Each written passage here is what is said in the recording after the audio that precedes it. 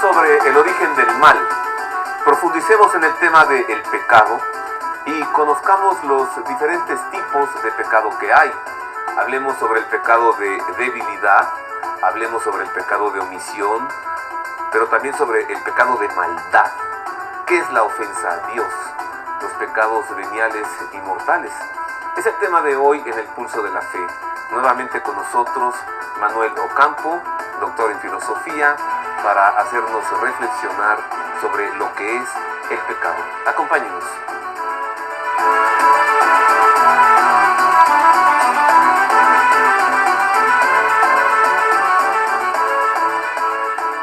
Este es el tema de hoy. Les saludo con afecto, agradezco que esté con nosotros, sea bienvenido al Pulso de la Fe. Les saludo a nombre de la producción de este programa y a nombre de todo este staff maravilloso, mis compañeros, el staff de Proyecto 40, que cada domingo hacemos para usted las delicias de nuestra fe en el Pulso de la Fe.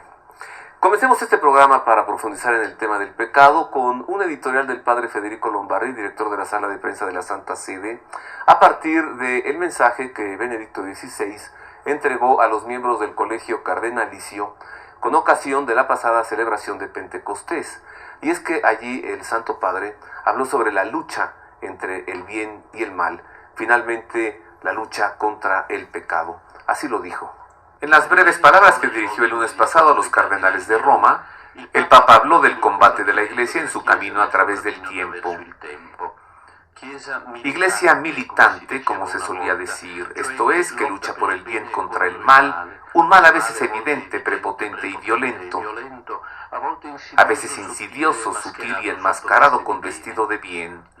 El Papa, citando a San Agustín, describió la dimensión interior de la lucha como alternativa entre dos amores: el amor de sí mismo que lleva a olvidar a Dios y el de Dios que lleva al olvido de sí mismo.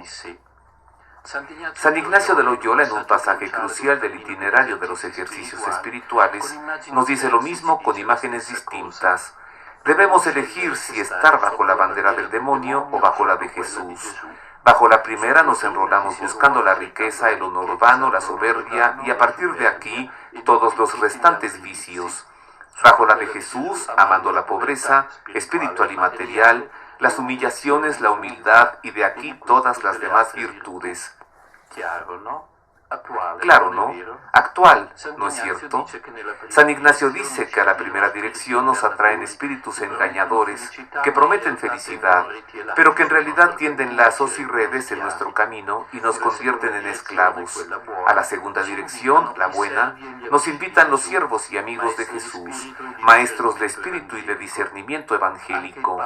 También el Papa habló de los buenos amigos que nos acompañan y nos ayudan a permanecer junto al Señor durante la lucha.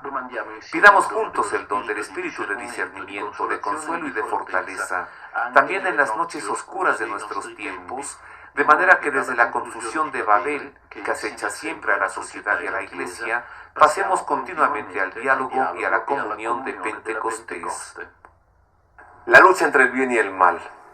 Como le decía, para profundizar en este tema, y es que además la semana pasada este programa fue subiendo, y cuando estábamos ya en el increchendo, se nos acabó el tiempo, así que le dije a Manuel Ocampo, vente el próximo domingo para hablar ya más precisamente sobre el pecado, porque la semana pasada hablamos sobre moral y pecado.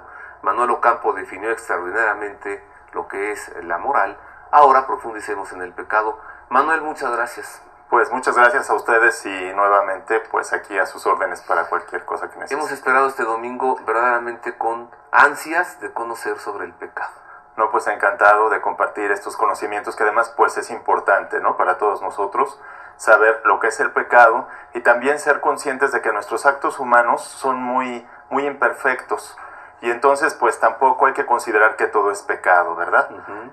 Realmente ya lo decíamos que el pecado es posible gracias a que estamos con una inteligencia muy limitada y entonces esta limitación tan fuerte de nuestra inteligencia que no nos permite ver la desproporción que hay entre el bien absoluto y los bienes particulares y otros defectos de las circunstancias, el pecado original, pues hacen que constantemente nuestros actos sean muy imperfectos. E imperfectos no quiere decir que siempre sean pecaminosos. A veces la imperfección de un pecado lo que trae es su inculpabilidad. O sea, es tan imperfecto, de un acto humano es tan imperfecto que ya deja de ser pecado, puede dejar de ser pecado. ¿Por qué? Porque acuérdense que había condiciones para el pecado, y las condiciones es pues que haya una materia, ¿no? Una materia, una transgresión, pero sobre todo también que haya advertencia, es decir, que estemos conscientes de que esto es pecado, voluntad y consentimiento de realizar esta obra mala.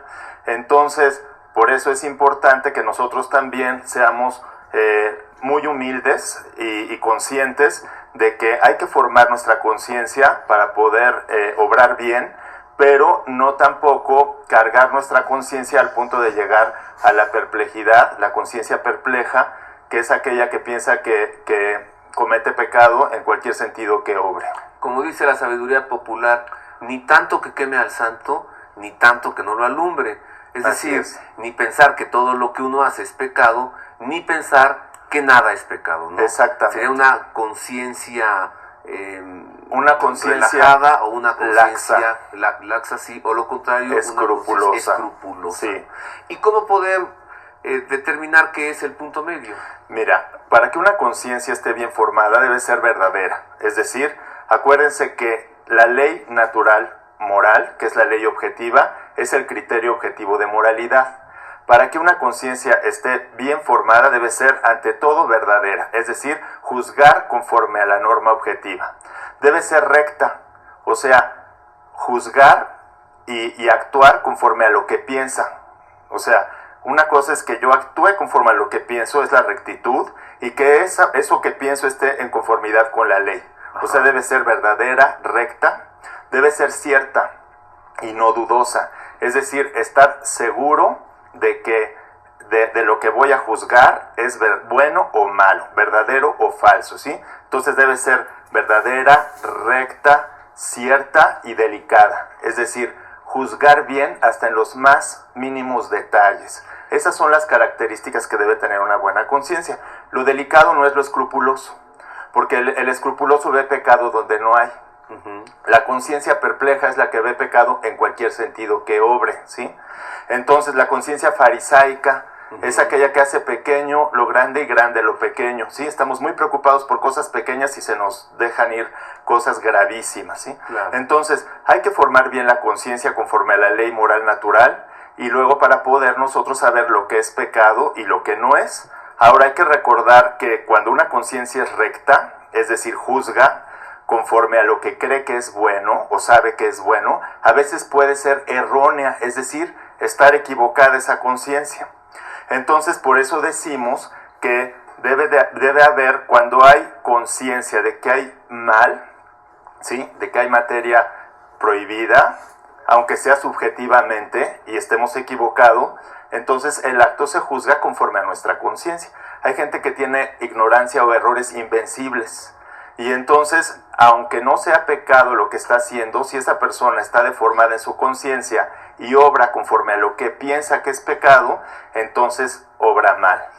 Me decía un sacerdote amigo mío, confesor, hace poco, me platicaba, mira, de pronto llegan aquí unas señoras y me dicen, padre, me acuso de que comí doble postre.